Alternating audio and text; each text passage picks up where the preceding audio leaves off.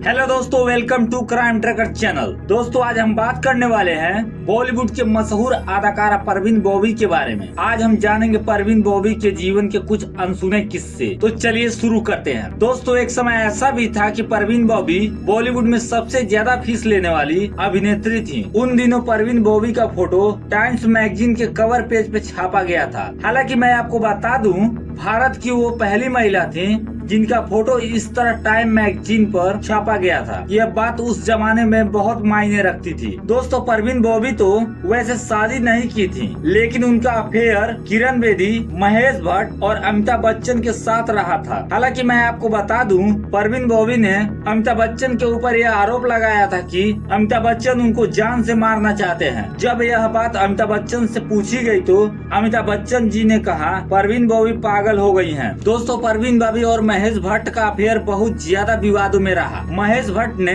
परवीन बॉबी के चक्कर में अपनी पत्नी तक को छोड़ने के लिए तैयार हो गए थे। महेश भट्ट लगभग 2 साल अपनी पत्नी और बच्चों से दूर रहे, सिर्फ परवीन बॉबी को पाने के लिए। लेकिन एक दिन परवीन बॉबी के घर महेश भट्ट गए तो परवीन बॉबी ने उन्हें चाकू उठा लिया था मारने के लिए। और जब महेश भट्ट ने इसका कारण पूछा तो परवीन बॉबी महेश भट्ट को चिल्लाकर बोल रही थी, तुम मुझे मारना चाहते हो। जिसे सुन महेश भट्ट उनके घर से उस समय चले गए। और जब वो 2 दिन बाद वापस आए तो परवीन बॉबी का व्यवहार पूरी तरह बदल गया था। परवीन बॉबी को महेश भट्ट ने बेंगलोर के एक अस्पताल में दवा कराने के लिए भेज दिया। वहाँ जब डॉक्टरों ने परवीन बॉबी का चेकअप किया तो डॉक्टर हैरान हो गए। डॉक्टरों ने महेश भट्ट को बताया कि परवीन को सिजोफ्रेनिया नाम की बीमारी हो गई है। इस बीमारी में पेशेंट को लगता है कि उसे कोई परछाई मारने आ रही है, यहाँ तक कि ये अपनी परछाई से भी डरते हैं। दोस्तों, ये सब सुनने के बाद महेश भट्ट का प्यार का बुखार पूरी तरह उतर गया। महेश भट्ट ने परवीन बॉबी से पूरी तरह दूरी बना ली। दोस्तों, परवीन बॉबी ने 1983 में बिना किसी को बताए वो बॉलीवुड से पूरी तरह गायब हो गई। इसी बीच अफवाहें भी उड़ने लगी कि परवीन बॉबी अंडरवर्ल्ड के शिकंजे में फंस गई हैं। हालांकि 20 नवंबर 1989 को परवीन बॉबी अमेरिका से मुंबई लौट आई और उन्होंने इन सब अफवाहों को बेबुनियाद बताया था। दोस्तों, 20 जनवरी 2005 को परवीन बॉबी का